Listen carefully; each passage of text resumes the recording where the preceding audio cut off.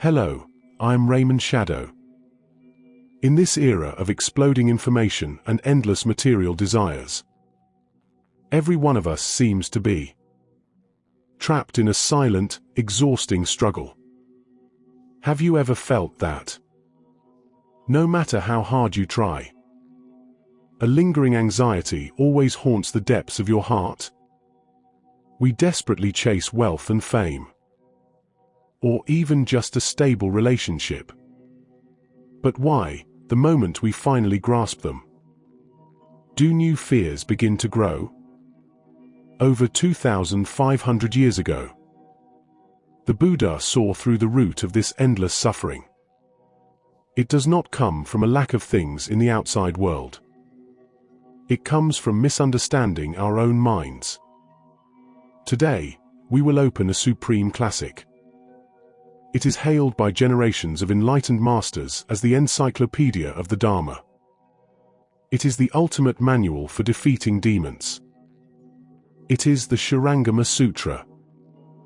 In the ancient monasteries of Chinese Buddhism, there has long been a saying: since reading the Shurangama, I no longer glance at the mundane books of this world.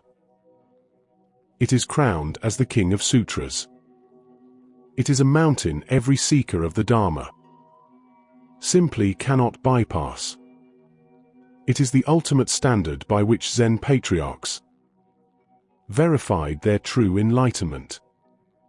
Hence the beautiful praise, the Shurangama for enlightenment, the lotus for Buddhahood. Why does the Shurangama Sutra hold such an exalted status?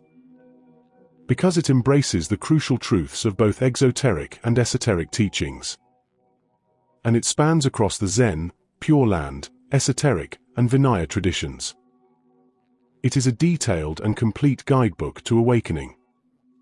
From the first spark of spiritual resolve, to breaking through layers of attachment, down to the final, perfect enlightenment, everything is analyzed in vivid detail. The journey of the Shurangama Sutra to China is a soul-shaking legend. Legend says it was originally hidden in the Dragon Palace of India. It was later kept by the ancient Indian royal family, guarded as a national treasure, and strictly forbidden from leaving the country. To bring this book of wisdom to the sentient beings of the East, the Indian master Pramati made 3 agonizing attempts. The first 2 failed under the strict eyes of border guards. On his 3rd try, he wrote the text in microscopic letters on fine silk. He then cut open his own arm. He hid the golden scroll deep within his flesh. Only after the wound healed did he bypass the search. In the year 705 AD, he crossed the vast ocean and arrived at Guangxiao Temple in Guangzhou. When he cut his arm open once more and took out that blood-soaked scripture, this sutra was forever stamped with the tragic mark of the Blood Sutra. Later, with Minister Fang Rong acting as the scribe and Master Huai Di translating the meaning, with words breathtakingly beautiful and logic profoundly deep, the Chinese Shurangama Sutra was officially born. It was precisely because of Fang Rong's brilliant literary grace that the Shurangama Sutra is not only the pinnacle of Buddhist philosophy, but also a recognized treasure in the history of Chinese literature. The Buddha once prophesied, in the future Dharma-ending age, all Buddhist teachings will gradually disappear. But because the demon-crushing power of the Shurangama Sutra is too immense, because it directly pierces the underlying logic of our illusory world, it will be the very first sutra to vanish. The modern high monk, Master Xu Yun, once urged, in the Dharma-ending age, if you cannot find a virtuous teacher, just read the Shurangama Sutra thoroughly. It will be the greatest protection for your practice. The core of the Shurangama Sutra is to help us find that lost, true mind.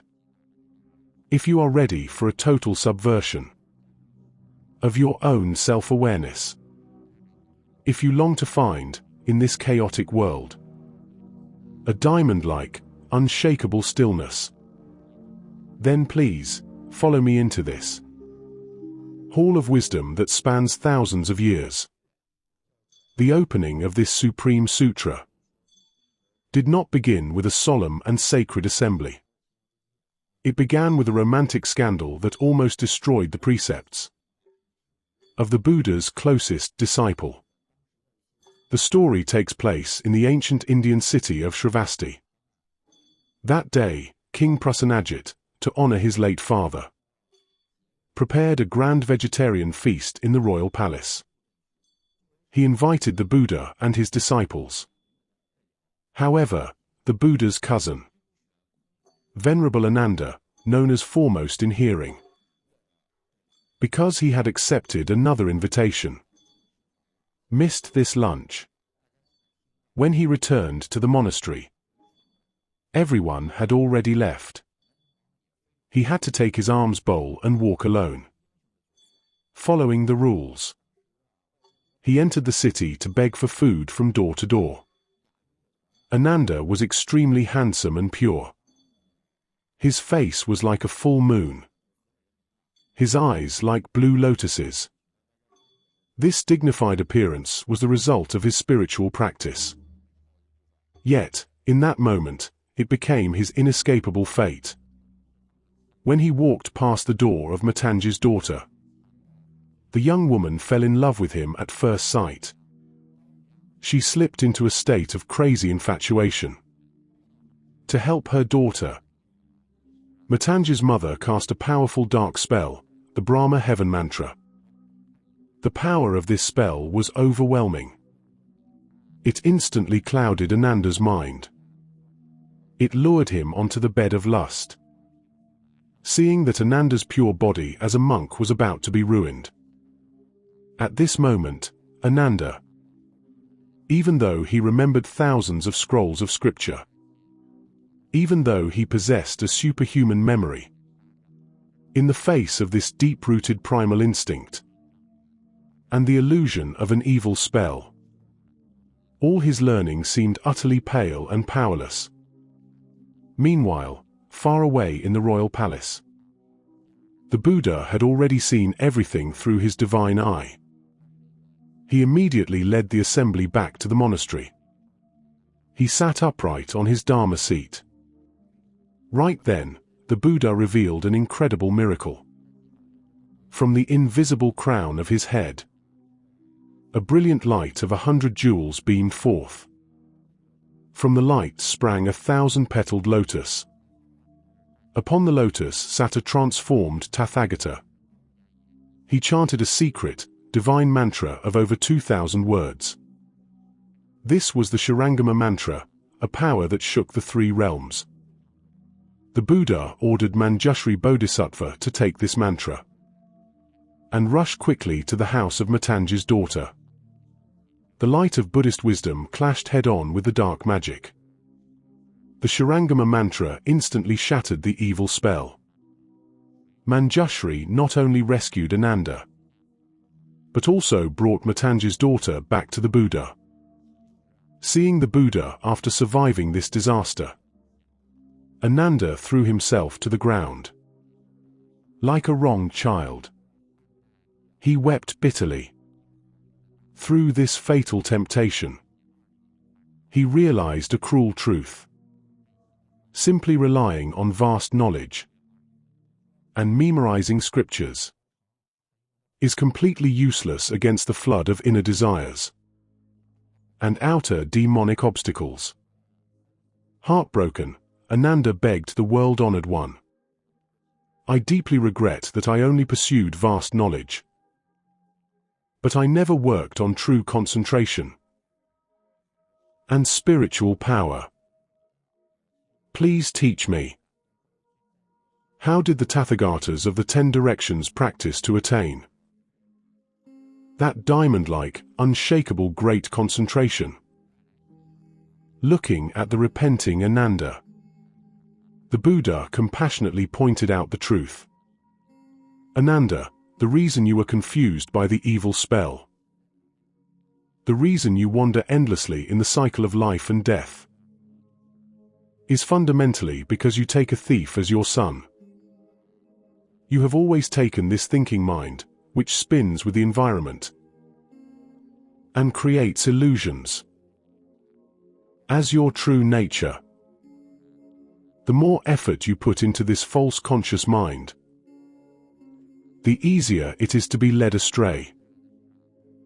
This storm, sparked by seduction, became the fuse for the entire Shurangama Sutra. The Buddha's following teachings were no longer trivial rules. They pointed directly to the underlying logic of life, to find that truly uncreated, undying mind, a mind UN seduced and unmoved. The Buddha looked at this disciple, foremost in hearing, who nearly ruined his precepts due to a lack of concentration.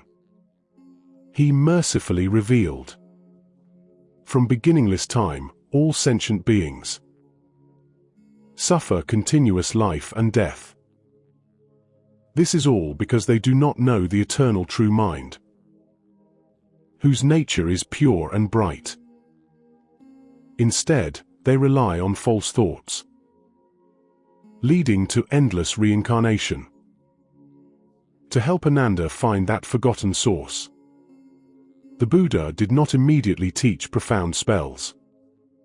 Instead, like a rigorous psychologist or a master of logic, he threw Ananda a question that seemed incredibly simple, but weighed a ton.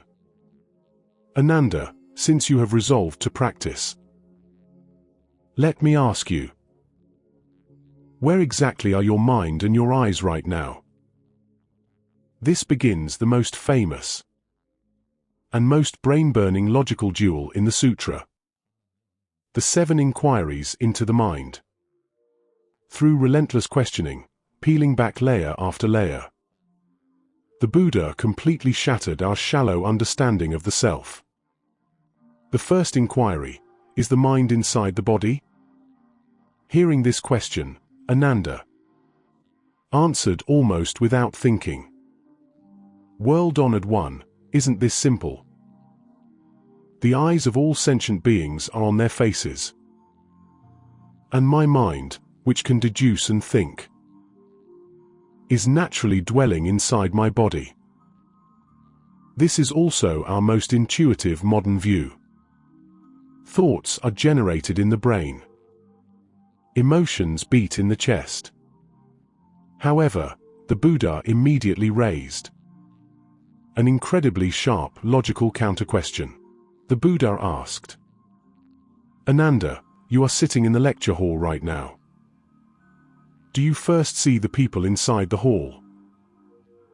Or do you first see the woods outside the hall?" Ananda replied, "Of course, I first see the Tathagata and the assembly. And then I look through the doors and windows to see the garden outside." The Buddha then threw his trump card. If you say your mind is inside your body, it is like you sitting inside a room. Since you first see the furnishings inside the room, then why can't this mind, dwelling inside your body, first see your internal organs, your veins, and your heart? Why can it only see things outside the body? Ananda was left speechless.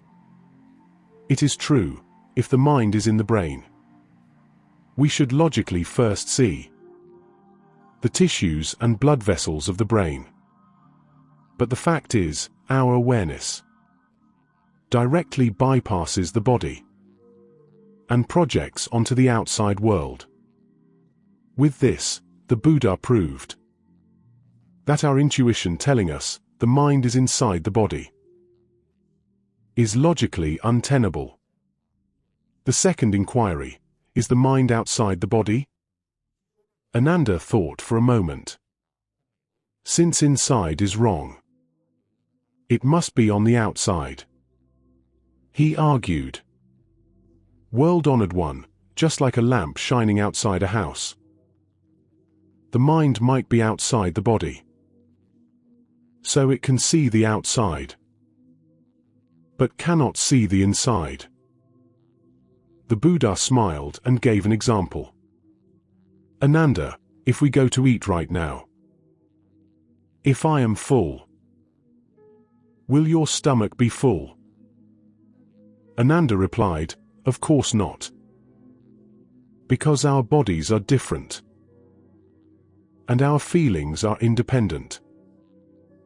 The Buddha pointed out sharply, if your mind is outside your body, then what your mind feels, your body shouldn't know.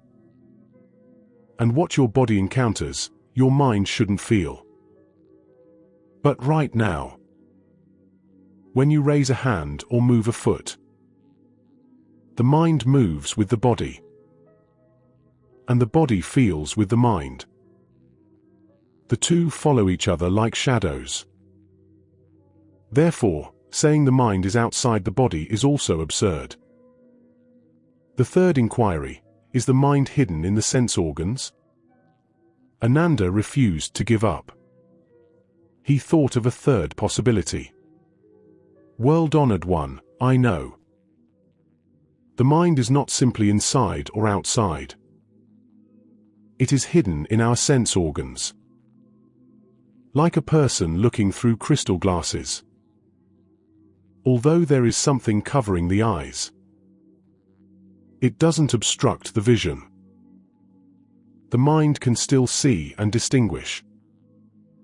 The Buddha asked, then when the person wearing glasses looks at the mountains and rivers, can he simultaneously see the glasses on his own face? Ananda answered, yes, he can see them. The Buddha concluded, if your mind hides in your eyes, like wearing glasses, then while looking at the world, you should also be able to see your own eyeballs. But in reality, besides looking in a mirror, who can directly see their own eyes? So the theory that the mind hides in the organs is also bankrupt. The fourth inquiry, is the mind between light and dark? Ananda was beginning to sweat. He attempted a more abstract approach. World-honored one, I close my eyes and see darkness. This is seeing the inside of the body. I open my eyes and see light. This is seeing the outside of the body. So the mind exists between opening and closing. The Buddha refuted. When you close your eyes and see darkness, that realm of darkness is in front of your eyes. If the darkness is inside, why can it become the object of your sight? Are your internal organs just empty darkness? If you say closing your eyes is seeing inside, then when you open your eyes, can you see your own face? If you cannot see your own face, then how can seeing outside be established? The fifth inquiry, does the mind arise wherever it meets an object? Ananda tried to answer in a more philosophical way. The mind has no fixed place. It is like a magnet attracting iron filings. Whenever my thought touches something, the mind arises right there. This is called arising wherever it meets. The Buddha asked Ananda in return, if the mind has no physical substance, how can it meet anything? If the mind does have a physical substance, then if I pinch you, does this mind feel the pain all over your body? Or does it only hurt in that one spot? If the whole body hurts, that means the mind is spread throughout the body. If only one spot hurts, that means the mind has a fixed location. Either way, it contradicts what you call arising wherever it meets. The sixth inquiry: is the mind in the middle? Ananda, almost going crazy, proposed a sixth hypothesis. The mind is in the middle, between the sense organs and the external objects. The Buddha once again dismantled it with strict logic. Where exactly is this middle? Is it on the object? Or is it on the body? If it is on the body, then it is still inside. If it is on the object, then it is still outside. A middle without fixed coordinates is just a blurry illusion. The seventh inquiry: is the mind non-abiding? Ananda finally used his last resort. World-honored one, since it is nowhere, then the mind dwells nowhere. It is non-abiding. It doesn't stick to anywhere. The Buddha shattered his illusion one last time. Ananda, is this non-abiding you speak of something that exists or does not exist? If the mind does not exist, then it simply isn't there. Like turtle hair or rabbit horns, it cannot even be discussed. If the mind does exist, it must have a form and a location.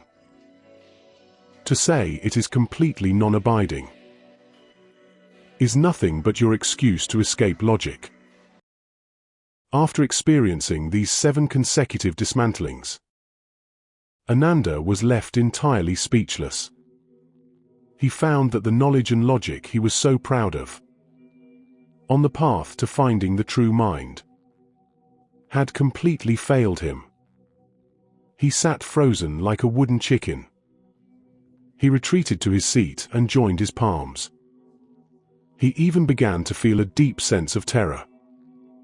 If none of these are the mind, then who am I? Just as Ananda was in despair, the Buddha revealed a great miracle. He raised his golden arm in front of Ananda and curled his fingers into a radiant fist. The Buddha asked, "Ananda, do you see my fist right now?" Ananda replied, "I see it." The Buddha pressed further. "What are you using to see it? And what makes you know this is a fist?" Ananda habitually answered, "I see with my eyes, and I know with my mind." The Buddha suddenly gave a sharp shout. "Nonsense, Ananda! That conscious mind that can deduce, think, and create discrimination is not your true mind at all. That is the dusty illusion of beginningless time. It has confused your true essence, making you take a thief as your son." These words were like a lightning bolt, piercing through Ananda's soul. The Buddha told us a cruel truth. The conscious mind we use every day, anxious about gains and losses, full of tight logic and overflowing emotions, is fundamentally just the brain's feedback to external information. It is a brainwave that is born and dies. It is a shadow spinning with the environment. Yet we treat it as the master of our lives. This is like a king taking a thief who snuck into the palace as his own son, handing him the keys to the treasury, and letting him squander our blessings and wisdom. At the end of the 7 inquiries, the Buddha delivered an earth-shattering conclusion. If there is a discriminating nature apart from all sense objects, that is your true mind. What it means is, Ananda, if you take away all your vision, hearing, smell, memory, and thought, in that utterly empty silence. If there is still a knowing, perceiving essence that remains, that is your true essence. That is your long-lost true mind. The 7 inquiries into the mind is essentially the Buddha teaching us to do mental subtraction. We are always used to doing addition, believing that learning more and owning more is perfection. But the Sutra tells us, only by peeling away all false labels and flowing illusions will that unmoving, true self finally appear. Ananda was now plunged into immense panic and confusion. He wept bitterly, because he discovered that his proud intelligence, his vast learning, were completely useless when searching for his true self. He couldn't help but ask, if this conscious mind that thinks, feels, and reasons is not me, then who am I? The Buddha looked at this disciple, pushed into a corner by logic. He compassionately revealed the core secret of the entire Sutra. All sentient beings, from beginningless time, suffer endlessly in the cycle of life and death. The fundamental reason is that they do not know the 2 fundamental roots. These 2 roots are like 2 entirely different paths in the base code of life. One path leads to endless wandering. The other leads to ultimate awakening. The Buddha pointed out, the first route is the route of beginningless birth and death. It is the grasping mind that Ananda, and all of us, are using right at this moment. What is grasping? To grasp is to grab. The object is what we grab at. This conscious mind of ours is like a monkey jumping up and down in a forest. It has to grab a branch to feel stable. It grabs money, fame, relationships, others' opinions. It even grabs the fleeting brainwaves and thoughts flashing through our minds. The Buddha says in the Sutra, sentient beings mistakenly take this illusory reflection of the 6 sense objects as their own true nature. The illusory reflection of the 6 sense objects is a profound metaphor. Our consciousness is actually just the reflection of the outside world on the lake of our mind. It is the debris and feedback generated after our senses touch the world. Yet we treat it as the master of our lives. This is the Buddha's famous verdict. Recognizing a thief as your son. Imagine a wealthy man. A thief sneaks into his house. Not only does the rich man fail to kick the thief out, he even thinks the thief looks like him. So he adopts him as his son.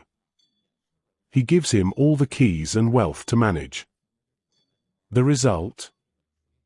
This thief's son squanders the entire fortune and kicks the rich man out of his own house, leaving him to wander and beg on the streets. This is exactly our current state. We are led by the nose by our thoughts, losing sleep over a single comment, heartbroken over a single relationship. This is using a thief to think. This is doubling down on the root of birth and death. Just as modern science observes, conscious thought might just be a set of born and dying brainwaves. It disappears with the death of the body. It is absolutely not that eternal essence. The second route the Buddha revealed is the pure essence of beginningless body and nirvana. In the sutra, it is called the eternal true mind, or the wondrous, true nature. This is the source in our lives that has never wavered and has never been polluted. It is inside every single one of us. Though we use it all day long, use it to see the world, Use it to hear sounds. We have never turned around to look at it even once. What is it like? It is like a perfect mirror. A mirror can reflect all things. When beautiful scenery comes, the mirror holds beautiful scenery. When dirt and grime come, the mirror holds dirt and grime. But what we must clearly see is, no matter how many ugly things it reflects, the mirror itself never gets dirty. No matter how many brilliant images it reflects, the mirror itself never gains color. Our true mind is this mirror. And those chaotic thoughts and external situations are merely images inside the mirror. The Sutra tells us, this true mind is complete in itself. You do not need to create it. You do not need to borrow it from the outside. It is neither born nor destroyed. Neither dirty nor clean. Neither increasing nor decreasing. You don't practice to gain a new mind. You practice to discover this pearl that has always been there, but has been covered by the dust of illusions for billions of years. Why must we distinguish between the two? Because all phenomena are born from the mind. If the mind grasps, the world becomes a prison. When you identify with that grasping mind, you are just a sentient being. In this world, you are fragile and passive. When others insult you, you must get angry.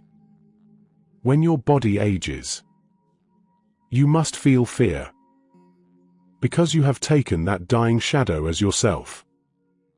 But when you start to claim that eternal true mind, you are a Tathagata. The world in your eyes is still complex, but you have regained your sovereignty. As the Buddha taught in the Sutra, if you can transform objects, then you are the same as the Tathagata. This means you are no longer spun by external materials or emotions. Instead, you can stand on that silent, unmoving essence and watch the clouds gather and scatter with indifference. Inside each of us, there is a silent game of chess. Will you be led by that thief for a lifetime, exhausting yourself in gains and losses? Or will you turn around and claim the true master, finding grace amidst impermanence? The Buddha told Ananda, you feel you are at a dead end right now, because you have always used illusions to guess at the truth. If you can strip away all sensory memories and discrimination, in that empty, silent present moment, there still exists a clear, distinct awareness. That is your true essence. That is your long-lost true mind. So how do we capture this invisible, untouchable true mind? Next, the Buddha will display great miracles. Through the 10 revelations of sight, he will let us, through these ordinary eyes, touch the eternal nature of sight with our own hands. Through the 7 inquiries, the Buddha, like peeling an onion, stripped away our reliance on that conscious mind that thinks and worries. And he revealed the 2 fundamental paths of life. One is the grasping mind of birth and death. The other is the uncreated, undying, eternal true mind. Although Ananda understood the logic, his heart was still filled with confusion. This true mind cannot be seen or touched. How on earth do we capture it? Thus, the Buddha opened the most brilliant and most practical chapter of the Sutra, the 10 revelations of sight. The Buddha did not intend to teach Ananda a set of deep theories. Instead, through 10 logical strippings, He pointed directly at Ananda's eyes, which were looking at the world, and said, "Look. That uncreated, undying Buddha nature is right there in your function of seeing. If knowing the true mind is about knowing what is wrong, then revealing the sight is about taking us to touch what is right. The first revelation, mind is the master. Eyes are just tools. The mind is the true master." The Buddha first asked Ananda a seemingly simple question. "What did you use to see my radiant fist?" Ananda naturally answered, "I saw with my eyes and knew with my mind." The Buddha immediately asked Ananda, "If a blind person has nothing but darkness before his eyes, does this blind person count as seeing?" Ordinary people would say the blind person cannot see. But the Buddha pointed out that the blind person hasn't lost the ability to see. He merely sees darkness. If the blind person suddenly regains his sight and sees the colorful world, it is because he now has the tool of the eyes. Just like a person in a dark room turning on a lamp, he can see things because of the lamp. But the subject that sees things is not the lamp. It is the person's nature of sight. The eyes are just tools, similar to lamps or windows. And that essence capable of perceiving light and perceiving darkness is the true mind. This nature of sight does not depend on the organs being intact. It is the inherent, complete power of awareness in your life. The second revelation, the unmoved. Are you the master of the inn, or a passing traveler? To help Ananda further understand the stability of the true mind, the Buddha asked the enlightened Venerable Kaundinya to share his insight. Venerable Kaundinya mentioned two words, guest and dust. Travelers in an inn stay and then leave. They do not remain. So they are called guests. But the owner of the inn stays peacefully right there. He goes nowhere. So he is called the master. Sunlight shines into a room. The dust dancing in the beam of light is constantly moving. But the empty space holding the dust is silent and unmoved. The Buddha asked Ananda, "When your eyes look at my hand is opening and closing, moving about. Does your nature of sight, which is able to see, open, close, and move along with my hand?" The outside environment is moving.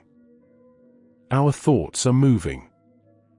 But that nature of sight that clearly holds all things is the unmoving master and the empty space.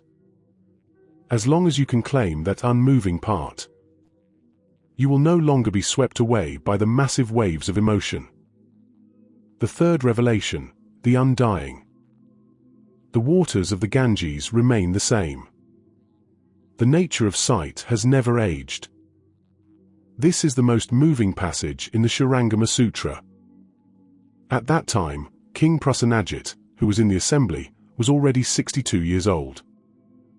He looked at his own white hair and wrinkles. He felt deeply the impermanence and terror of life. He asked the Buddha, "My body is decaying. After I die, will I just turn to ash and vanish completely?" The Buddha asked the king, "You saw the Ganges River when you were 3. You saw it again when you were 13. Now, at 62, you look again. Is there any difference between the water now and what you saw at 3? The king said, "The water is still the same river water." The Buddha asked again, "Has that sight of yours from when you were 3 grown older compared to your sight now? Has it grown wrinkles?" The king had a sudden realization. Tears streamed down his face. Although the body is aging and dying in every single split second. But that nature of seeing. It was like this when he was 3. And it is still like this when he is 60. It has never participated in the process of aging. What changes and dies is the physical body. What remains unchanged is the nature of sight. There is something inside you that has never been born and will never die. Recognizing this point allows you to transcend the fear of death. The fourth revelation, never lost. You are simply looking at the world upside down. Hearing this, Ananda gave rise to doubt again. Since the nature of sight is uncreated and undying, why does the Tathagata always say we have lost our true nature? The Buddha gave a live demonstration. He let his arm hang down, fingers pointing to the ground. He asked Ananda, "Is this upright or upside down?" Ananda said, "This is upside down." The Buddha then raised his arm, fingers pointing to the sky, and asked, "Is this upright or upside down?" The Buddha pointed out, "The arm is still the same arm. Only the direction has changed." What sentient beings call being lost is not that the true mind is gone. It is that our perception is upside down. We take this constantly changing wave of a body as ourselves. But we forget that the vast, boundless ocean behind it is our true essence. The true mind has never been lost. It is right there in every single one of your perceptions. So-called enlightenment is merely flipping the upside-down perspective back around. No longer identifying with this false skin bag. The fifth revelation, no return. Finding that which cannot be returned. The Buddha listed 8 phenomena in the world. Light, dark, clear, blocked, similar, different, pure, turbid. The Buddha said the source of light is the sun. It can be returned to the sun. The source of darkness is the dark moon. It can be returned to the dark moon. Clarity is returned to doors and windows. Blockage is returned to walls. All things in the world have their origin. Therefore, they can all be returned. But Ananda, that nature of sight which can see light, see darkness, and see clarity and blockage, to whom can it be returned? If the nature of sight were returned to the light, then in the darkness, you wouldn't be able to see it. Precisely because it has nowhere to be returned. It proves that it is not an external realm. It is your truest, most core essence. That thing which cannot be returned to anyone is your true mind. It does not arise with causes and conditions. It does not perish with circumstances. It is the only reality in the universe. The sixth revelation, not mingled. Are you the one looking at the scenery? Or are you the scenery itself? Ananda asked the Buddha, "World-honored one, if you say the nature of sight pervades the Dharma realm, then why can my sight right now only see this limited space in front of me? And if all things are manifestations of the nature of sight, can I say that the mountains and rivers before me are my sight?" The Buddha did not answer directly. Instead, he used a highly speculative logic. Objects and sight do not mingle. The Buddha asked Ananda, "When you see a pine tree, is this pine tree your nature of sight? If the pine tree is your nature of sight, Then when you look at the pine tree, is the pine tree also looking at you? If the pine tree is you, when you see that I am uncomfortable, your nature of sight should also feel uncomfortable. But the fact is, objects are objects, and sight is sight. The Buddha drew a line here. The nature of sight is the subject that sees. All things are the objects that are seen. Although they arise dependently, they absolutely do not mingle. This has immense significance in spiritual practice. It tells us, no matter how chaotic our external circumstances are, your clear awareness is always pure and independent. You are the audience watching the play, not the script in the play that is destined to end. The seventh revelation, unhindered. As vast as the mind is, so vast is the world. This is a famous argument about space. Ananda was confused. World-honored one, if the nature of sight is vast, why can I only see the room when I'm inside, and see 1,000 miles when I'm in the open fields? Does my nature of sight shrink and expand with the size of the space? The Buddha used a very down-to-earth metaphor. He placed a small square box in front of Ananda. He asked Ananda, right now, are you seeing square empty space? Ananda said yes. The Buddha took the square box away and asked again, is the empty space still square now? The Buddha pointed out, empty space itself is neither square nor round. It is square or round because of the container. Similarly, your nature of sight has not shrunk. What is limited are the obstacles in front of your eyes. When we are in a tiny room, it is the walls that block our vision. Not that the nature of sight has grown smaller. This revelation uncovers the truth that the mind encompasses the vast universe. Our essence has always been vast and boundless. It is just that we are used to identifying with the limits of the body. All feelings of limitation are actually cognitive illusions.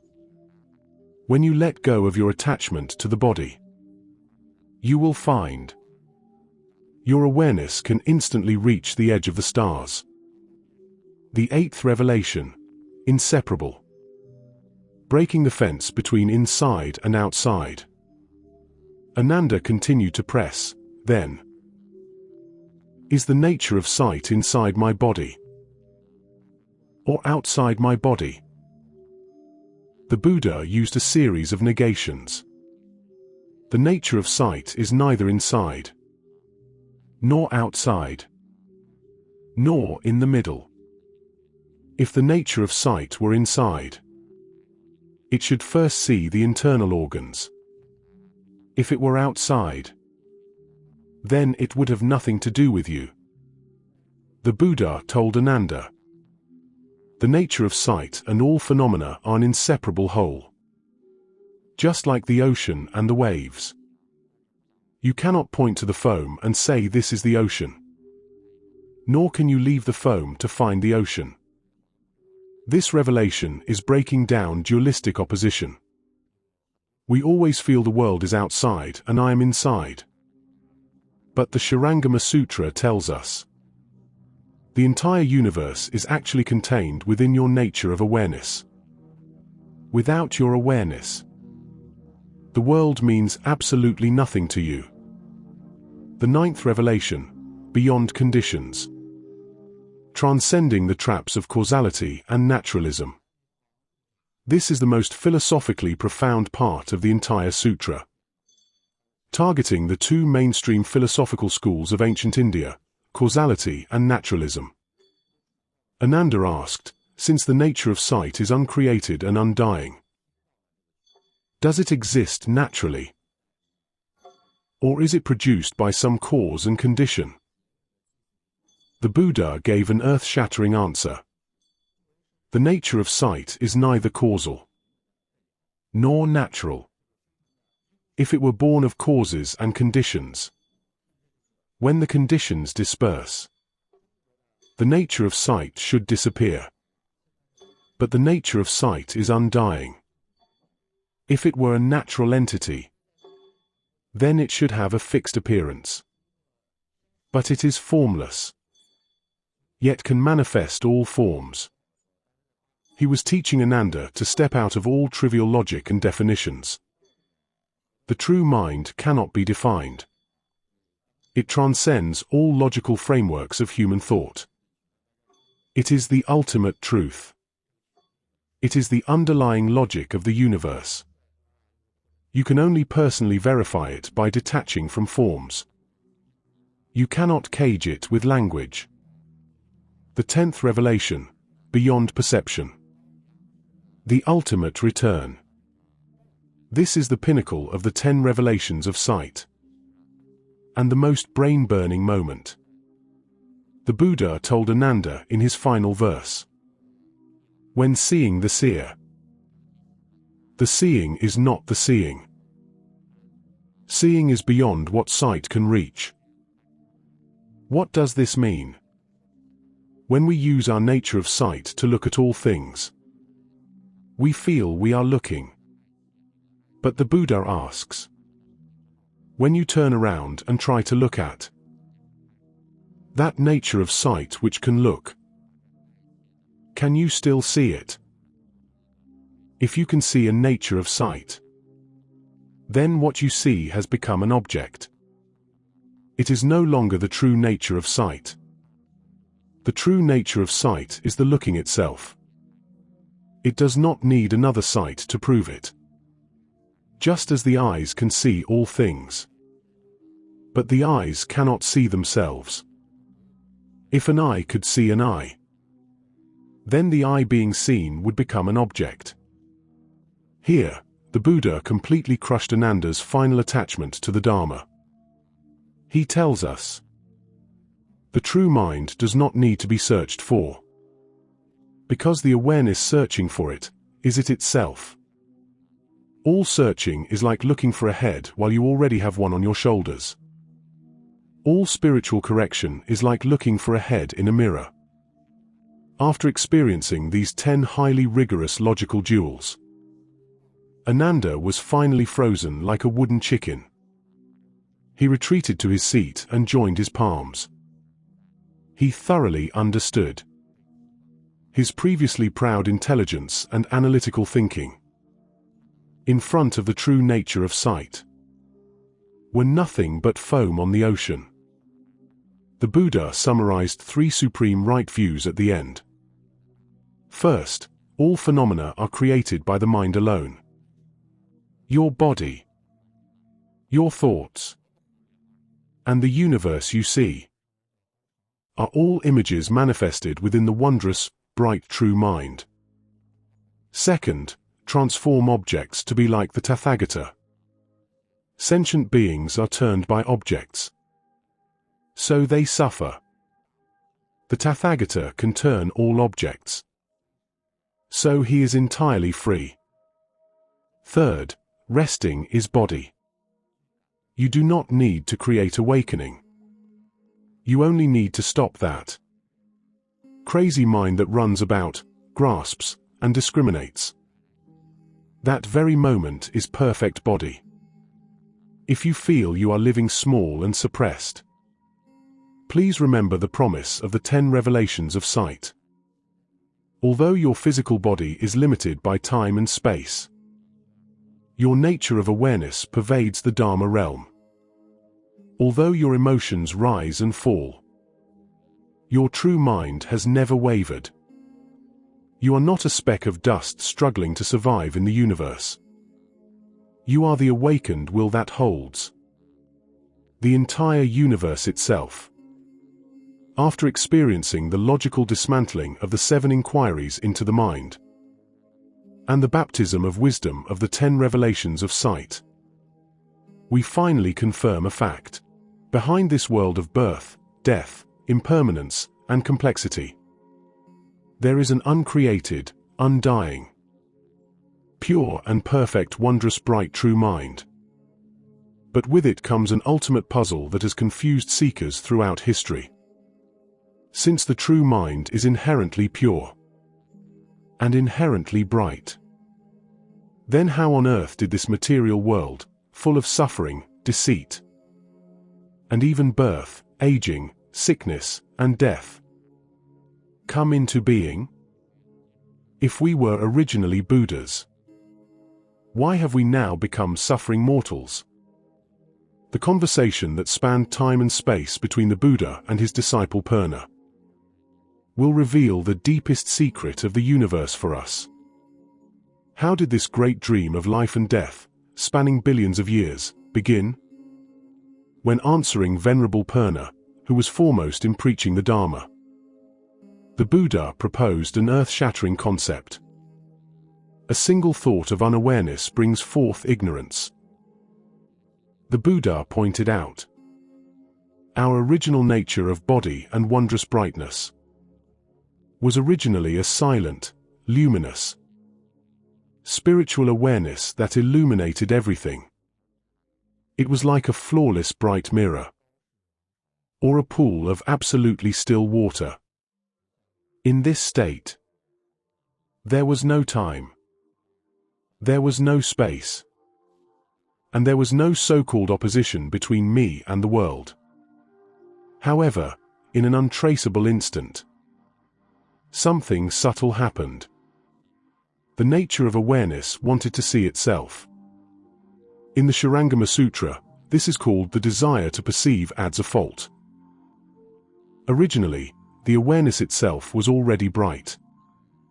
But we produced a thought wanting to prove or add to this brightness. This is like in the pure, empty sky. The eyes grew tired and produced an illusion, falsely seeing sky flowers that never existed. The false movement of this single instant was the beginning of ignorance. It was not pushed by an external force, but because we unconsciously turned our backs on our unmoving nature and produced an illusory pursuit. This was the first butterfly effect on a universal scale. When that single thought of false movement arose, our consciousness system, like falling dominoes, completed the construction from spiritual awareness to the material world in a fraction of a second. In Buddhism, this is called the evolution of the 3 subtle and 6 coarse marks. Step 1. The subtle mark of ignorant karma. The mind, which was originally calm like a mirror's surface, because of that single impulse wanting to look, produced an extremely subtle vibration. This movement shattered the absolute stillness. It became the primal driving force for the creation of all things. Step 2. The mark of the perceiver. Once there was movement, an observer split off within the consciousness. This is our initial subjective consciousness. At this point, the illusion of me began to sprout. Step 3. The mark of the objective world. With an observer, there inevitably had to be an object being observed projected outward. This was the very first prototype of the material world. The Buddha pointed out, these 3 actually happened simultaneously. Because we identified with that observer as me, then the reflected images that were observed became the real world. We threw away the entire body of the ocean. Yet we stubbornly clung to a single wave on the surface as our everything. Many people will ask, thoughts are empty. The mountains and rivers are solid. How could empty thoughts possibly give birth to solid rocks and rushing rivers? The Sutra provides a highly speculative physical model. The illusory manifestation of the 4 elements. The Buddha tells us, the earth, water, fire, and wind of the material world are actually condensations of mental thoughts in different states. Movement creates the wind. The single thought of false movement within the nature of awareness produced the initial vibration and flow. This is the origin of the wind element. Attachment creates the earth. When the mind produces rigid, attached discrimination, this hard nature manifests as the earth element, namely solid matter. Greed creates the water. Craving external objects. The endlessly flowing thoughts attract and manifest as the moistening water element. Anger creates the fire. The heat generated by inner frustration and rage attracts and manifests as the blazing fire element. These four great elements interweave and overlap through the filter of endless unawareness. They eventually formed the mountains and rivers, which appear undeniably real in our eyes. The Buddha further revealed the sensory sequence of the world's construction. Because of movement, there is sound. Because of sound, there is form. Because of form, there is smell. Because of smell, there is touch. Because of touch, there is taste. Because of taste, there are concepts. This means our perception of the world is an illusion stacked layer by layer. The initial false movement produced a vibration. The vibration condensed into form. Form triggered associations of smell, touch, and taste. Finally, the brain, through these sensory feedbacks, summarized a complex set of rules and knowledge. The harder we study this knowledge, the deeper we sink into these overlapping illusion filters, unable to pull ourselves out. This is the upside-down world. We take the illusion for reality.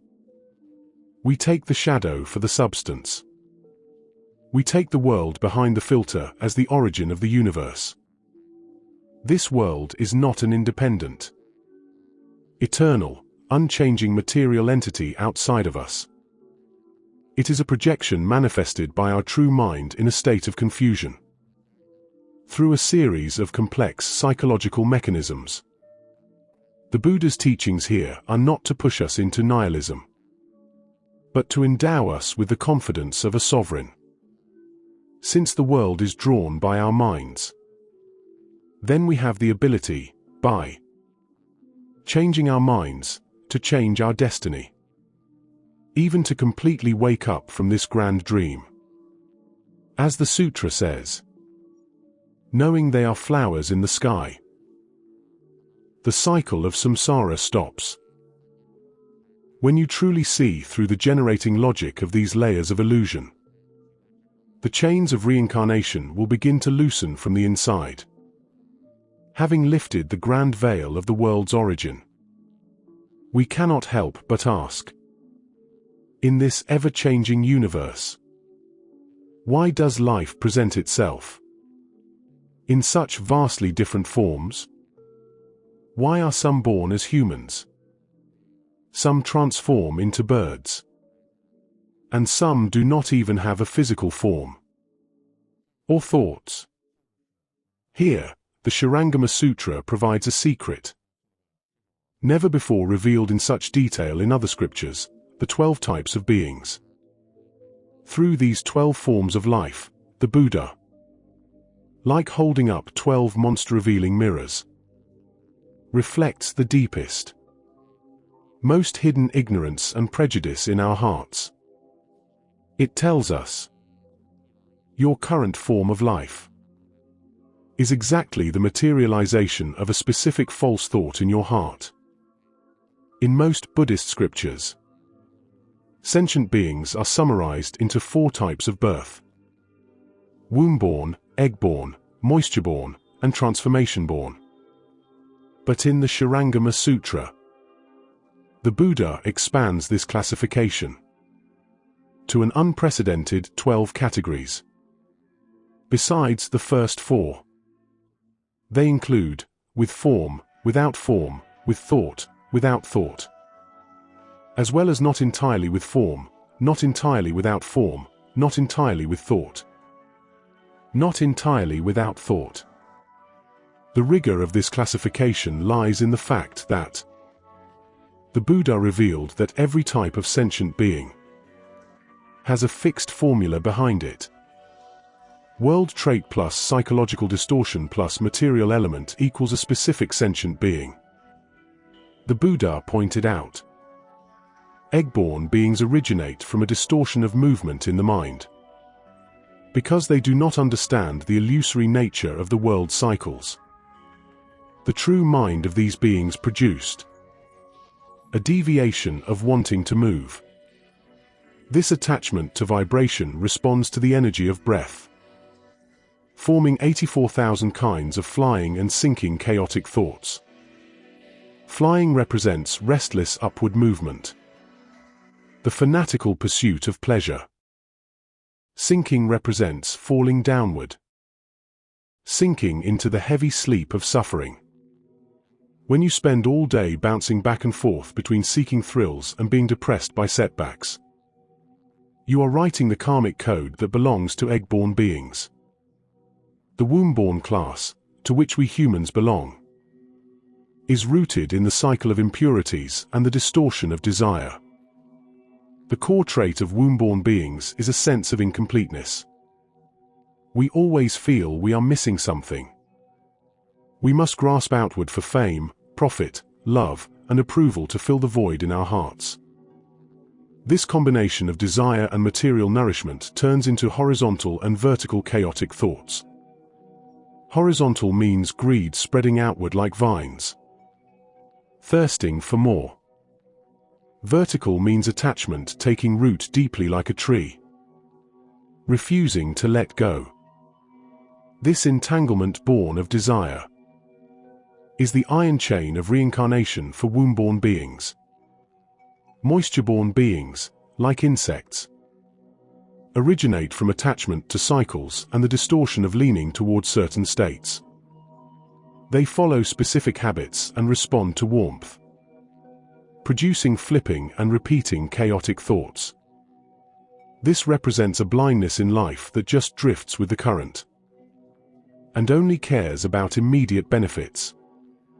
Transformation-born beings, like heavenly deities or shedding cicadas, originate from the cycle of constant change and the distortion of separating. They loathe the old and pursue the new, producing lampshadow chaotic thoughts. This reflects that restless feeling of constantly wanting to change jobs, to change environments without cultivating the inner mind. The Buddha even discussed realms that ordinary people cannot perceive, without form and without thought. Some beings, because they loathe physical forms, destroyed their physical bodies through meditation, but they fell into a blind tranquility like dead wood and cold ashes. Not with form, not without form. Some life forms are like parasites or illusions, reflecting the extremely subtle entanglements and deviations of consciousness. Why must we understand these 12 types of beings? Because knowing they are flowers in the sky, the cycle of samsara stops. The Buddha tells us, all these life forms are essentially the products of temporary combinations of causes and conditions. Just like dew drops and lightning flashes, gone in an instant.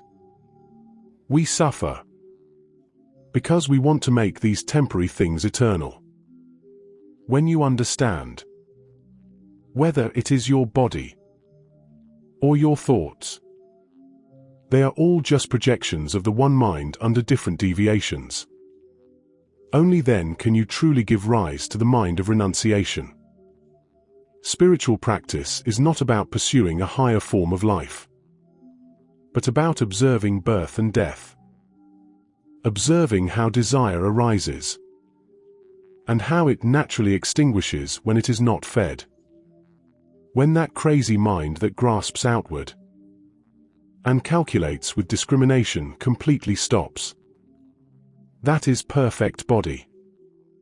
For us, deeply trapped in reincarnation, and heavily bound by the shackles of karma, the most urgent question is, how exactly do we untie the knot? How do we break out of this complex web of perception and return to that perfect true nature?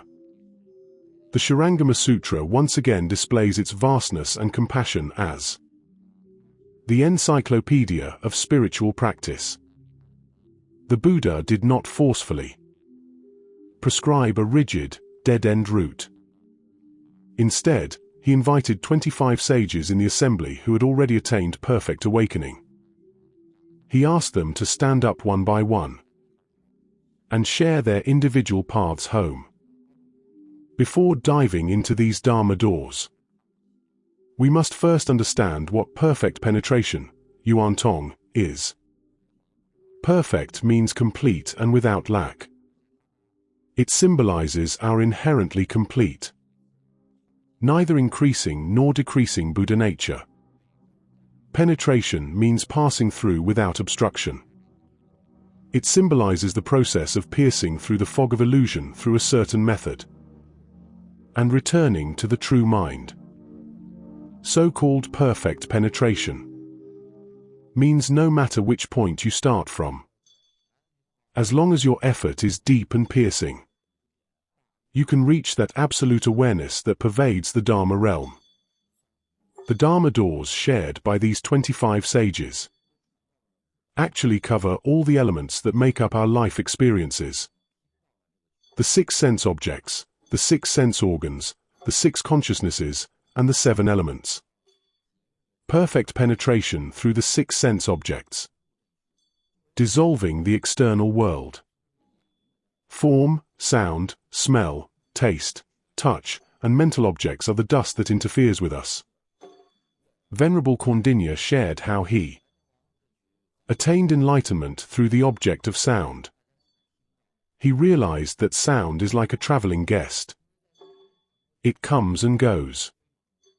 But the nature that can hear is like the master, silent and unmoved. Youth Xiangyan sat in meditation and smelled fragrance. He discovered that the fragrance was neither in his eyes, nor in his nose, nor in the empty space. In the very moment of searching for the fragrance and finding nothing, he realized emptiness. Perfect penetration through the 6 sense organs, turning the sensory functions inward. Eyes, ears, nose, tongue, body, and mind are portals of perception. Venerable Anirudh, after going blind, practiced the illuminating diamond samadhi of joyful seeing. He no longer relied on his physical eyes. Instead, he used his mind's eye to illuminate the 10 directions, becoming foremost in divine vision. Although Kudapanthaka was naturally dull-witted, by focusing on the breath entering and leaving his nose, from this simplest of passages, he saw the empty stillness of false thoughts. Perfect penetration through the consciousnesses, transforming the function of cognition. The function of knowing and distinguishing is called consciousness. Venerable Shariputra started from eye consciousness. Using the light of wisdom, he searched everywhere for the consciousness that sees, but could not find it, thereby realizing that the nature of consciousness is originally empty. Venerable Maudgalyana turned his consciousness inward, letting his flying thoughts return to the silent ocean, thereby manifesting miraculous spiritual powers. Perfect penetration through the 7 elements, returning the cosmic elements to their source. Earth, water, fire, wind, space, sight, and consciousness are the basic elements that make up all things. Earth-holding Bodhisattva, through leveling the earth, realized that the body, mind, and the world are all equal manifestations of the earth element, thereby breaking the boundary between self and objects. Kuzma transformed his inner fire of lust into the light of wisdom. By observing the fire element, he eradicated all afflictions. Among these sages, there is one widely revered by later Pure Land practitioners. That is Mahastamaprapta Bodhisattva. The perfect penetration of Buddha recitation he shared condenses complex spiritual practice into 8 words. Gather in the 6 senses. Maintain continuous pure thoughts. The Bodhisattva tells us, practice doesn't require chasing things everywhere. You only need to pull back the 6 thieves of eyes, ears, nose, tongue, body, and mind, and focus your mind entirely on reciting the Buddha's name. Reciting the Buddha is using one pure thought to replace millions of messy, false thoughts. Letting this single recitation flow like an unbroken stream of water. Eventually, the mind will open on its own and enter samadhi. This is a supreme Dharma door that perfectly combines the receiving power of the Buddha with the observing power of oneself. When the 25 sages finished sharing, the Buddha asked Manjushri Bodhisattva, for the sentient beings in our world, which Dharma door is the easiest to accomplish? Manjushri Bodhisattva, with his profound wisdom, summarized, the return to the source is the same, but the skillful means are many. Although all roads lead to Rome. But considering the sentient beings of this realm, whose hearing is the sharpest? He ultimately recommended Avalokiteshvara, Bodhisattva's Dharma door of ear-root perfect penetration. Avalokiteshvara Bodhisattva, by turning the hearing inward to hear his own nature, did not listen to external sounds. Instead, he turned around to find the essence that can hear the sounds. From entering the stream and forgetting the source to stillness and extinction manifesting. This is a highly fascinating psychological surgery. It can sever the root of birth and death. The key to liberation is not far away. It is hidden right in your seeing, hearing, feeling, and knowing at this very moment. Whether you are someone sensitive to sound, or a down-to-earth pragmatist, or a mortal deeply entangled in emotional struggles, as long as you know how to look inward, your current afflictions, senses, or even your breath, can all become the stairs to your awakening. Just as one can enter the same palace through 25 different doors. The 25 sages tell us, your life is your only place of practice. In the magnificent map of wisdom of the Shurangama Sutra, if the 7 inquiries into the mind is the thunderbolt that shatters illusions, and the 10 revelations of sight is the bright lamp illuminating the true mind, then Avalokiteshvara Bodhisattva's ear-root perfect penetration is the path most suitable for us ordinary people. The safest and most direct road home. Why, among all the senses, is the ear the sharpest? Why can hearing sounds become the ladder to enlightenment? Many people ask, isn't practicing with the eyes or nose the same? Manjushri Bodhisattva explained, the sentient beings of our world have the sharpest ears. Entering the Dharma door is easiest this way. He made a profound comparison between the ears and the other senses. The eyes can only look forward. They cannot see backward. Blocked by a wall, they cannot see. In the dark, they lose their function. Breathing goes in and out. At the pause after inhaling, the sense of smell is interrupted. The tongue only has feeling when tasting something. Without flavor, it feels incomplete. The ears are different. They can hear in all 10 directions. They are not blocked by walls, regardless of light or dark. Hearing is always there, even when you are fast asleep. The beating of a drum outside can still wake you up. This proves that the nature of hearing is uncreated and undying. It never rests. Precisely because hearing possesses this pervasive, continuous quality that does not depend on external light. It has become the most powerful tool for mortals to observe their own nature inward.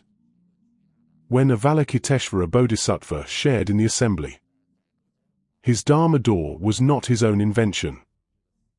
It originated countless eons ago from an ancient Buddha also named Avalokiteshvara.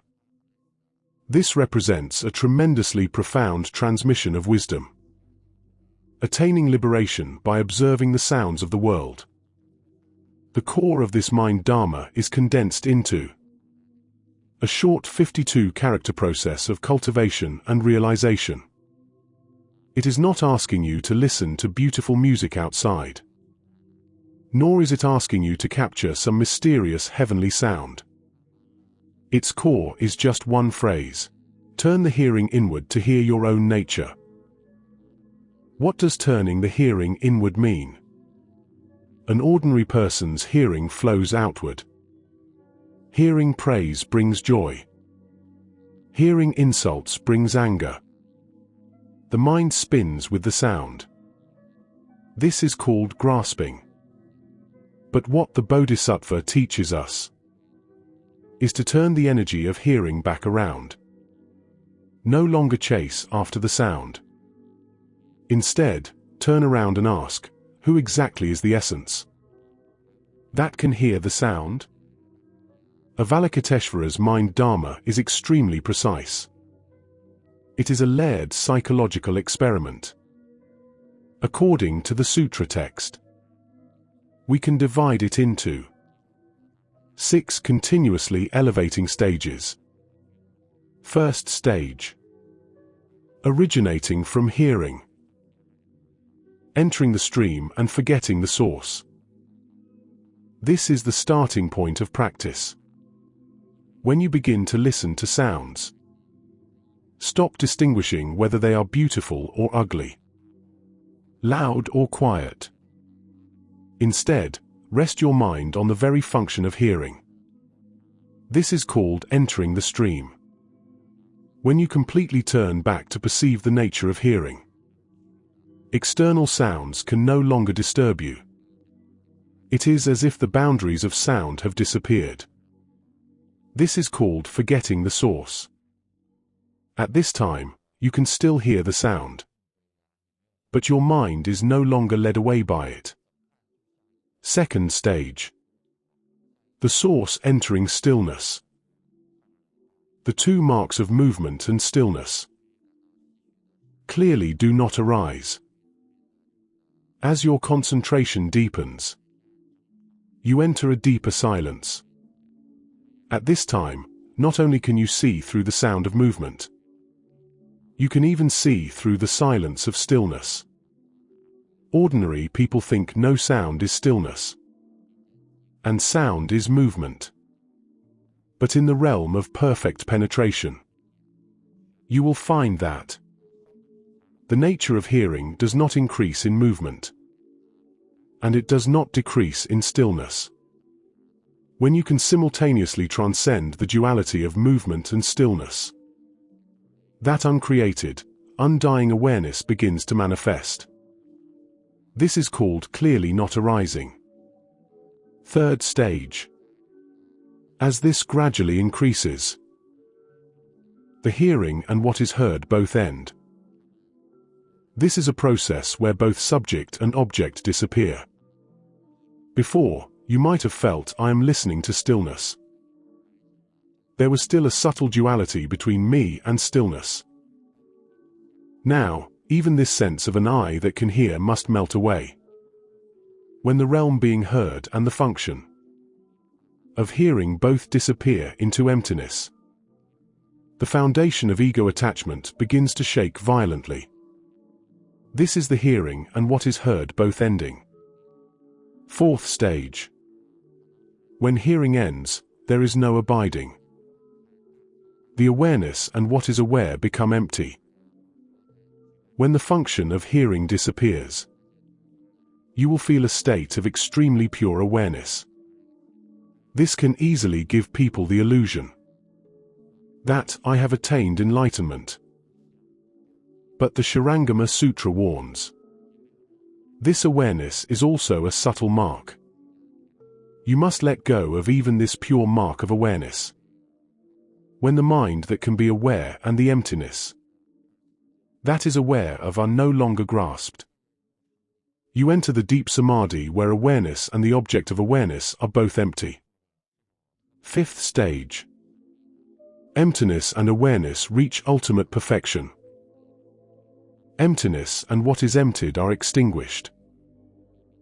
At this point, the practitioner has even transcended the attachment to emptiness.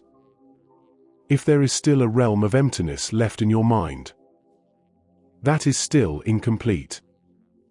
Only when the realm of emptiness and the mind that knows emptiness melt away simultaneously, reaching an indescribable state of absolute equality. Only then is it emptiness and what is emptied being extinguished. Sixth stage. When birth and death are both extinguished, stillness and extinction manifest before you. This is the ultimate leap. When all illusions of birth and death are completely extinguished, like dark clouds scattering away, that perfect, eternal, inherently complete sun, the wondrous bright true mind, will manifest with earth-shattering power. When Avalokiteshvara Bodhisattva realized stillness and extinction manifesting, he experienced two inconceivable merits. First, looking upward, he merged with the original wondrous awakened mind of all Buddhas in the 10 directions. He discovered that his mind and the minds of all awakened ones in the universe were originally on the exact same frequency, possessing the same compassion and wisdom. Second, looking downward, he merged with all sentient beings in the 6 realms of the 10 directions. He deeply felt that the suffering of sentient beings is his own suffering. This great compassion of one body allowed him to manifest 32 response bodies, manifesting according to the kind of being to save them. This is why when we chant Avalokiteshvara's holy name, we receive a response. Because the Bodhisattva has already, through the ear organ, realized that power which pervades the Dharma realm and responds flawlessly to all calls. The ear root perfect penetration is absolutely not about hiding deep in the mountains. It is precisely the Zen in the city, most suitable for modern life. You can practice it anywhere. When you are on a noisy subway or in an office, try listening to those sounds without judgment. Don't think about who is making the noise. Instead, ask yourself, who is listening? You will find that the nature of awareness that can hear is peaceful in the noise and clear in the silence. It reflects all things like a mirror, yet it is never polluted by all things. As the Sutra says, when the mad mind stops, its very stopping is body. You do not need to eliminate the sounds, nor do you need to seek quiet. You only need, in that chant of Amitabha, or in every present moment of hearing, to gather in your 6 senses. Let that false mind, running exhausted outside, turn back around, to claim your perfect home that was never lost. The ear-root perfect penetration is the compassionate antidote left to us by Avalokiteshvara Bodhisattva. He tells us, the key to liberation is nowhere else. It is right there in your two ordinary ears. Right there in your every moment of listening. If the Dharma door of perfect penetration is the ship sailing toward awakening, then the four clear and decisive instructions on purity are the ballast stones that keep this ship from ever capsizing amidst the terrifying waves. The Buddha, before declaring the divine mantra, raised three decisive principles of practice for Ananda and the assembly. Gather the mind into precepts. From precepts, concentration arises. From concentration, wisdom bursts forth. He emphasized that if one wants to enter that diamond-like unshakable great concentration, one must first start by severing the four fundamental afflictions. These four precepts are not simple moral constraints. They directly touch the underlying logic of the cycle of life and death. They are unquestionable, clear instructions. First, sever lust, extinguishing the fundamental driving force of reincarnation. The Buddha pointed out, the reason sentient beings constantly wander through the 6 realms is because their deepest fuel is the mind of lust. If the mind of lust is not removed, one cannot exit the dust of this world. The Buddha gave a metaphor. If a practitioner brings a lustful mind to practice meditation, it is like steaming sand to make rice. No matter how long you steam it, sand is still sand. It will never turn into steaming hot rice. Because the mind of lust is inherently restless and polluted. It contradicts the pure and silent essence of awareness.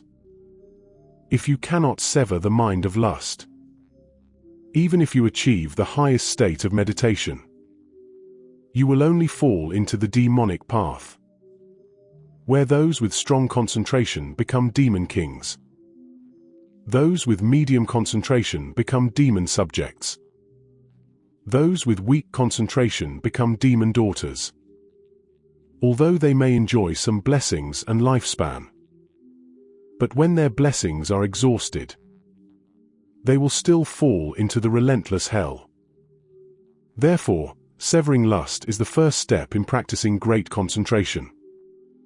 Second, sever killing, cutting the karmic chains of blood debts. The Buddha said, a life debt must be paid. If a practitioner, while seeking compassion and liberation, is simultaneously killing and eating meat, this is logically a dead end. Meat eaters cut off the seeds of great compassion. Because sentient beings in the cycle of reincarnation have all once been our relatives. The Sutra is extremely strict about the restriction on eating meat. The Buddha warned, even if a meat eater can temporarily achieve an open mind, that is nothing but the realm of Rakshasa demons. You eat their flesh. They claim your life. You entangle with each other in the web of karma. There will never be a day of liberation. Only by completely severing the thought of killing, so that sentient beings look at you like a loving mother, can you obtain true peace in your meditation. Third, sever stealing, uprooting the illusion of scarcity and greed. The essence of stealing is a fear of scarcity and an attachment to possession. The Buddha told Ananda, if a practitioner brings a mind of taking petty advantages, or reaping without sowing, to practice samadhi, it is like pouring water into a leaking vase.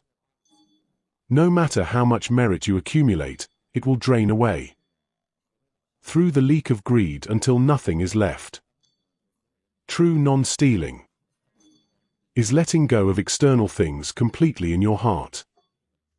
If a practitioner has no thought of claiming even a single blade of grass or a tree in this world as his own, then his mind can be as vast as the empty sky. Nothing can bind him. Only such a person can connect with the blessings of all Buddhas. Fourth, sever false speech. Shattering the facade of arrogance. What is a great false speech? It does not mean telling ordinary lies. It means claiming you have realized what you haven't realized. Claiming you have attained what you haven't attained.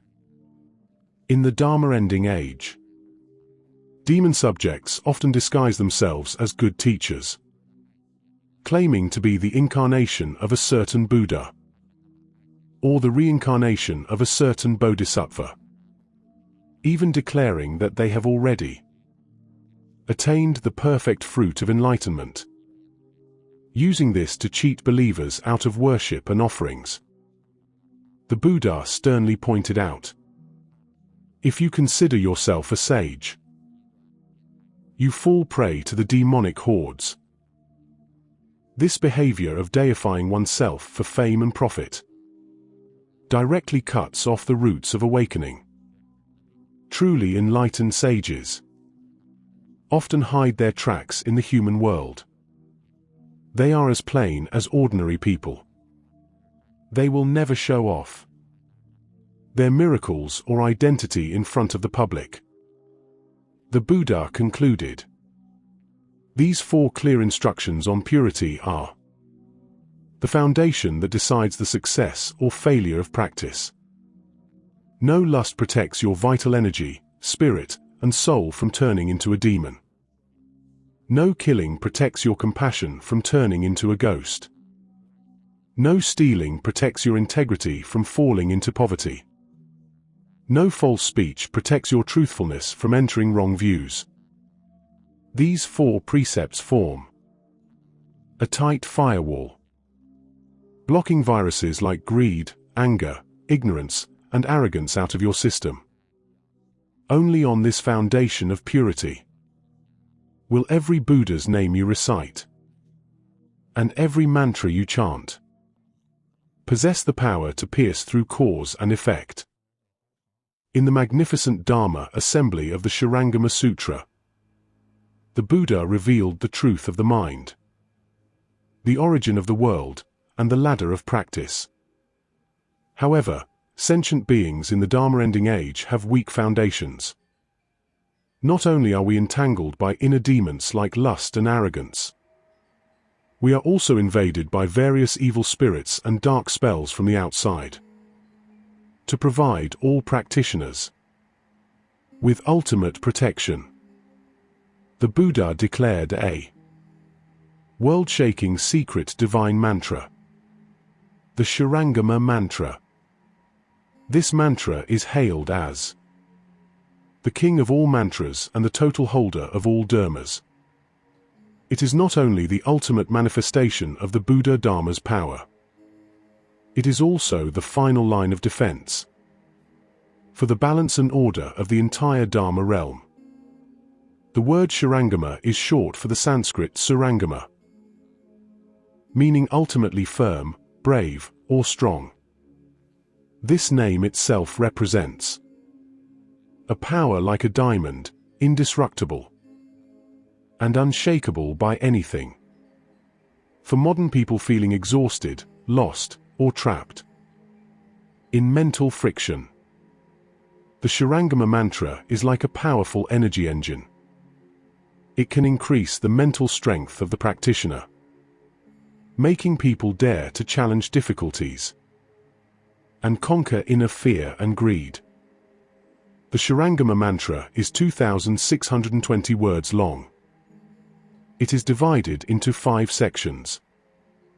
Each section contains unique cosmic energy and merits of practice. First section, the assembly of Vairochana's true Dharma. Through Namo, it downloads the positive energy of Buddhas and Bodhisattvas, using the methods of crushing and subduing. to fight humanity's own greed, anger, and ignorance. Second section, the assembly of the world-honored one's manifestations. Using the vibration of intelligent cosmic sounds to activate shielding energy, intercepting and dispersing all negative interference and obstacles. Third section, the assembly of Avalokiteshvara's covenant. This is the great showdown between spells of light and dark magic. It can completely sever demonic obstacles in individuals and environments, and freeze them in place, preventing them from escaping and causing havoc.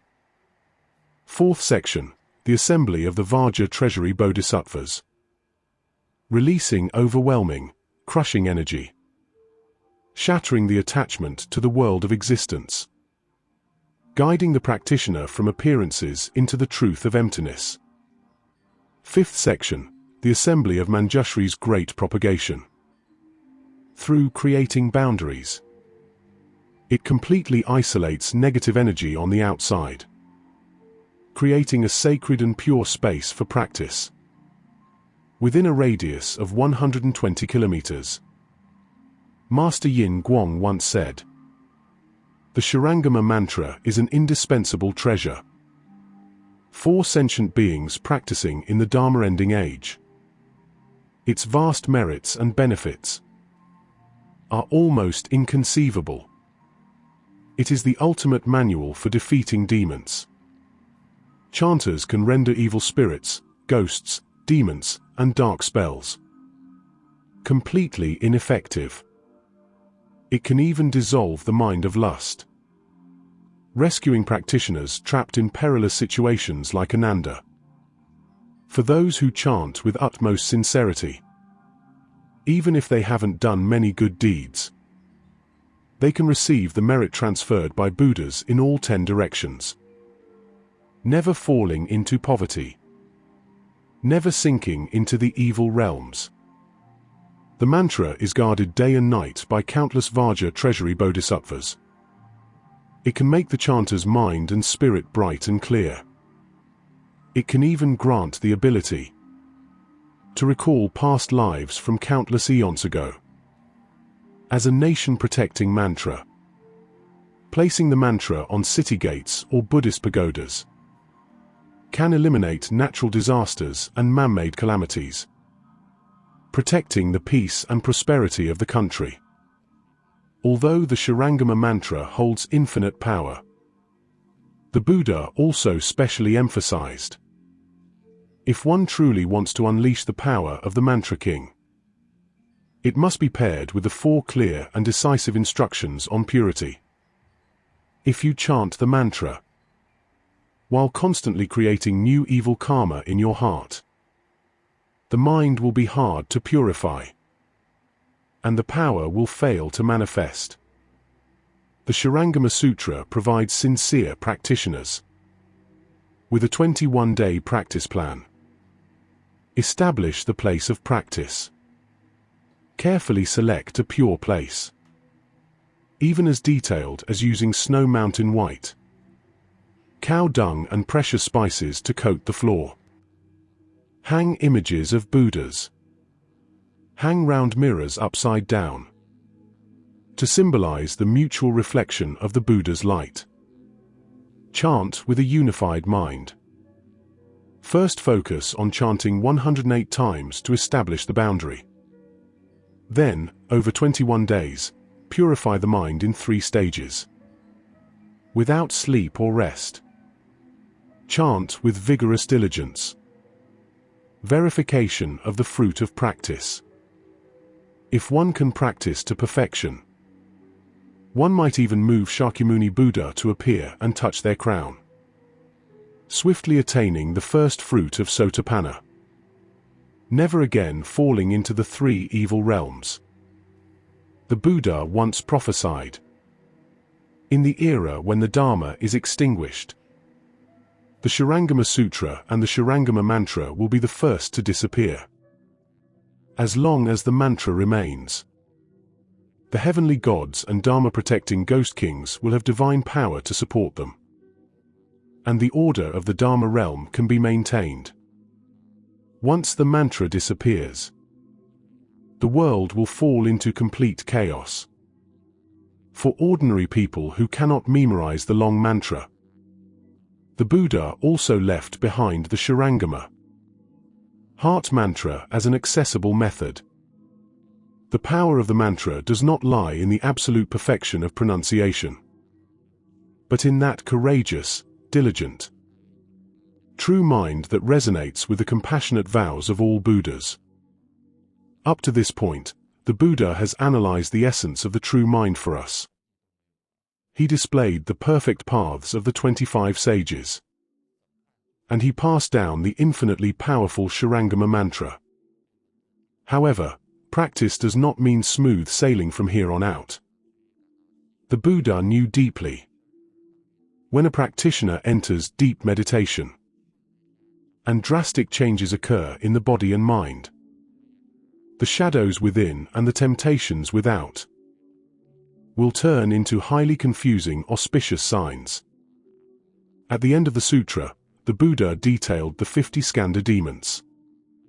This does not refer to external ghosts with green faces and fangs, but rather, in the process of breaking through the 5 skandhas, due to physiological and psychological reactions, 50 kinds of illusions or deviations are produced by the practitioner. The Buddha sternly warned Ananda. These realms often wear the cloak of enlightenment, like flowers blooming on the edge of a cliff. If the practitioner gives rise to a trace of greed or arrogance, they will instantly fall into a bottomless abyss. The Buddha pointed out, the so-called demon originates because the master of practice has lost his way. When the practitioner is in meditation, concentration increases and begins to shake the solid fortress of the 5 skandhas. These shadows that normally hide deep in the subconscious will rise to the surface. The appearance of skandha demons is actually a byproduct of progress in practice. Like the smoke and dust when firing a kill, or the dust kicked up when sweeping a long-sealed room. The Buddha gave a core standard for judgment. If you do not think yourself a sage, it is a good state. If you consider yourself a sage, you will fall prey to demons. Meaning, when you experience these wondrous realms, if you can stay awake, knowing these are just passing illusions, not thinking you have become holy or attained the Tao, then this is a sign of progress. The moment you feel, I am enlightened, I possess spiritual powers, you have already fallen into the demon's net. These 50 demonic states are distributed across the 5 layers that make up life, 10 for each skandha. The first layer, the form skandha demons, the breakthrough of the physical body. When the practitioner's attachment to the physical body begins to waver, they might feel their body become transparent, able to walk through walls, or see the meridians inside their body. Sometimes they might see strange, bright lights, or feel their body become infinitely large. The practitioner mistakenly believes they have attained an indestructible diamond body or the power of divine travel, thus giving rise to extreme arrogance. This arrogance attracts heavenly demons to exploit their weakness. The second layer, the feeling skandha demons, the turmoil of emotions. When the bindings of the physical form loosen, deep-seated feelings begin to surge. The practitioner might fall into extreme sorrow, pitying sentient beings to the point of endless weeping, or fall into extreme joy, thinking they have already entered nirvana, craving the good feelings in meditation. This reliance on sensory comfort is essentially another invisible form of greed. It makes the mind dull and can even lead to insanity due to loss of emotional control. The third layer, the thought scandademons. The fog of ideas. This is the most deceptive stage. The practitioner's mind becomes extremely sharp, even creating the illusion of telepathy or predicting the future. They might preach the Dharma endlessly, yet violate the precepts in their actions. When the practitioner desires fame or desires to show off their wisdom, this greed attracts external spirits to possess them. These people often claim to be the reincarnation of a certain Buddha, cheating others out of offerings and destroying the foundation of the true Dharma. The fourth layer, the formations scandademons. Subtle prejudices. When the practitioner observes the subtle driving forces of the flow of life, they easily develop philosophical biases. Some fall into the view of annihilation, believing that death is like a lamp going out, and cause and effect are all empty. Some fall into the view of eternity, believing the soul is eternally unchanging. This intellectual splitting of hairs makes people extreme, denying the necessity of all spiritual practice, thus walking into the dead end of nihilism. The fifth layer, the consciousness scandademons. The final arrogance. This is the final hurdle in the deepest reaches of practice. The practitioner can already feel the vastness of the alaya consciousness, but they easily mistake this database for the ultimate truth, believing they have achieved complete perfection, no longer needing the guidance of the Buddhas, producing an illusion of supreme self-importance. This is the deepest ego attachment. The Buddha mentioned a metaphor multiple times in the Sutra: recognizing a thief as your son. The biggest danger for a practitioner is not a lack of effort, but taking false thoughts for the true mind. The lights you see in meditation, the sounds you hear, the so-called inspirations that arise, are actually mostly the residue of the illusory reflections of the six sense objects. If you treat these thieves as the fruits of your practice, the merit and spiritual wealth in your house will be quietly emptied out by these thieves. Just as modern psychology observes, this state is similar to a narcissistic personality collapse. The practitioner loses the boundaries of their self within the illusions. Facing these 50 hard-to-defend traps, the antidote given by the Buddha is very simple. Keep an ordinary mind. First, insist on holding the precepts. Precepts are the safety guardrails of practice, preventing energy leaks and the invasion of evil forces. Second, do not crave auspicious signs. No matter how beautiful the realm is, you must treat it as flowers in the sky and reflections in a dream, neither welcoming nor rejecting. Then, rely on the scriptures. The Shurangama Sutra is this monster-revealing mirror. It lets you instantly see through the disguises of false teachers and scandademons. All spiritual powers, auspicious signs, and strange sensations are but dream bubbles in the face of truth. Practice is not about obtaining these flashy accessories, but about returning to that most pure, most unshakable awareness.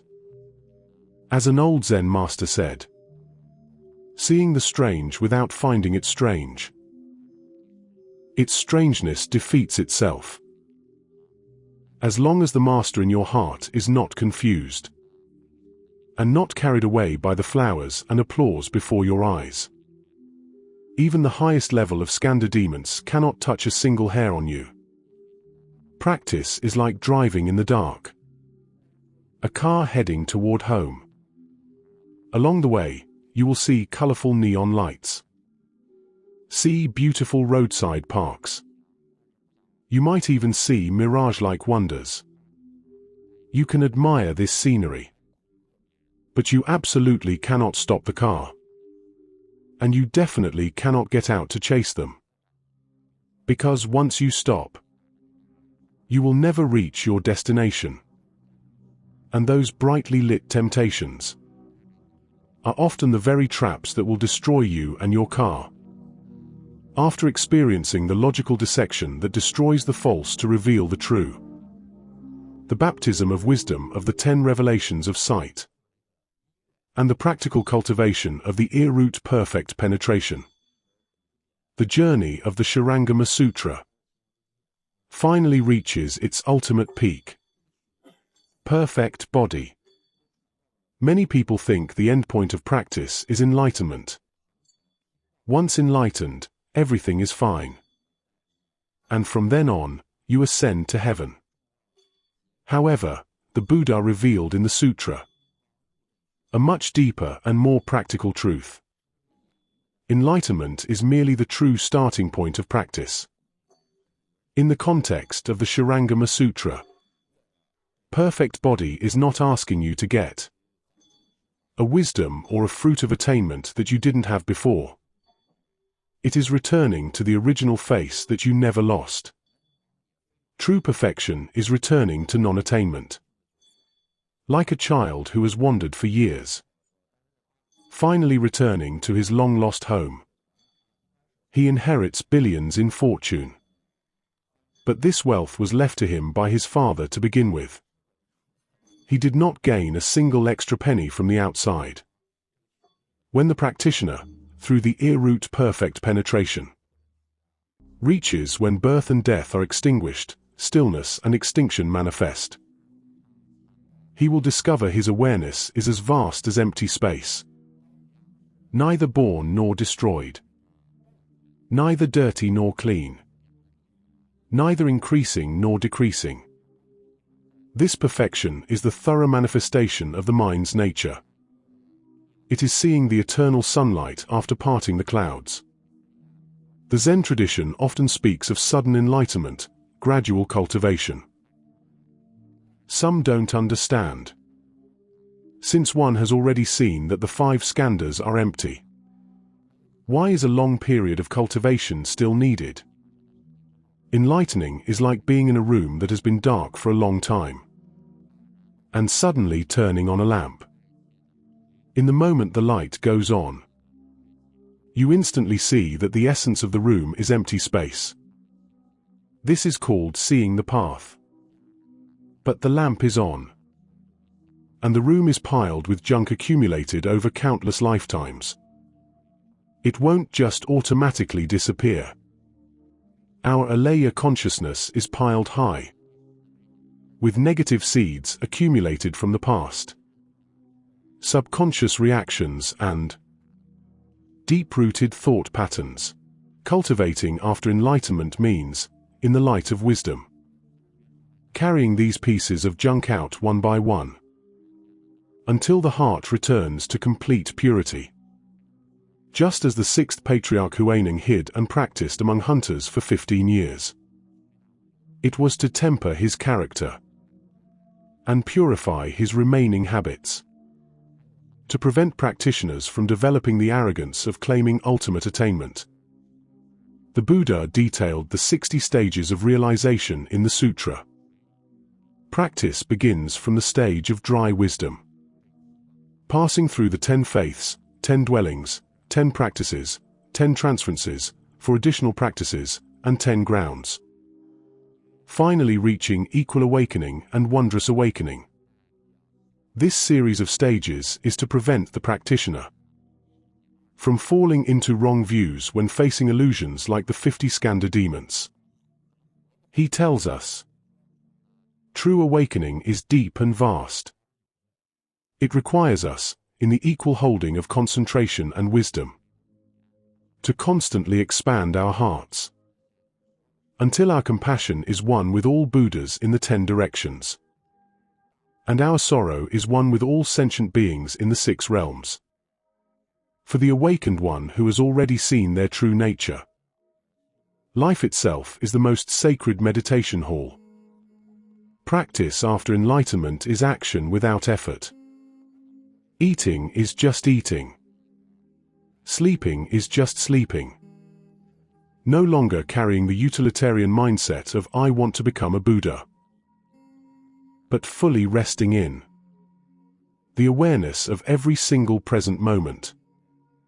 True spiritual power is not flying into the sky or burrowing into the earth, but rather, while carrying water and chopping wood, and doing the most ordinary chores, maintaining a pure, perfect Zen mind that is completely unmoved. As the Sutra says, when the mad mind stops, its very stopping is body. The ultimate destination of the entire Shurangama Sutra is to make us understand practice is not to escape from life. It is to embrace life more truly and more freely. When you, through the 7 inquiries into the mind, find that true mind which is not inside, not outside, and not in the middle. Through the 10 revelations of sight, you claim that nature of seeing that has never aged and cannot be returned. Through the ear-root perfect penetration, you return to the silent source. You will finally discover that Tathagata you sought so bitterly has actually never left your breath and heartbeat. If you feel tired and anxious in life, please remember the final exhortation of the Shurangama Sutra. You are not this physical body that will surely decay. You are not these rising and falling thoughts. You are the vast ocean that holds all the wind and waves. You are the bright mirror that reflects all things without gathering dust. Becoming a Buddha is not about gaining something. It is about letting go of that false ego. When you let it go, you will possess the vastness and silence of the entire universe. The Shurangama Sutra is hailed as the encyclopedia of Buddhist practice and the ultimate manual for defeating demons. Its core message is just one sentence: recognize your original mind. See your original nature. In this sutra, the Buddha, like an extremely patient mentor, denies our attachment to the illusory conscious mind time and time again, with only one purpose: to make us believe that our own wondrous bright true mind is inherently complete, neither increasing nor decreasing. At the end of the Shurangama Sutra, the Buddha entrusts the sentient beings of the Dharma-ending age to Ksitagarbha Bodhisattva and other beings of great vows. This is not only the responsibility of the sages, it is even more the mission of everyone who hears the true Dharma. A Zen patriarch said, "Just as one lamp can dispel 1,000 years of darkness, one wisdom can destroy 10,000 years of ignorance." When you light the lamp of wisdom of your own nature, and are no longer troubled by greed, anger, and ignorance, you yourself become a source of light. The truly awakened one sees all sentient beings in the world as brothers and sisters in suffering. The so-called endless lamp is taking the wisdom and compassion you have realized and sharing it without expecting returns with the people around you. You light one lamp. This lamp goes on to light millions of lamps. Light illuminating light. The darkness in this world will then grow less and less. At the end of this period of practice, please close your eyes once more. Do not go searching for where the Buddha is. Do not ask where the Pure Land lies. Go feel your breathing right at this moment. Go observe, right at this moment. That nature of awareness that knows. This awareness that does not decay through birth, aging, sickness, and death. That is not shaken by gain, loss, honor, or disgrace. This perception that cannot be polluted by anything in the outside world is your Tathagatagarbha. When the mad mind stops, its very stopping is body. You do not need to become a Buddha. You only need to stop that exhausted, grasping, attached, and crazy stream of thoughts. The moment you stop, you will discover you have never left the spiritual mountain. You have never wandered in a foreign land. I am Raymond Shadow. Thank you for watching. Please subscribe and hit the like button. Your support is very important to me. May this scroll of the Shurangama transform into a diamond sword in your heart, to sever all the chains of ignorance. May this endless lamp illuminate every step of your future path, until you reach the eternal, pure shore.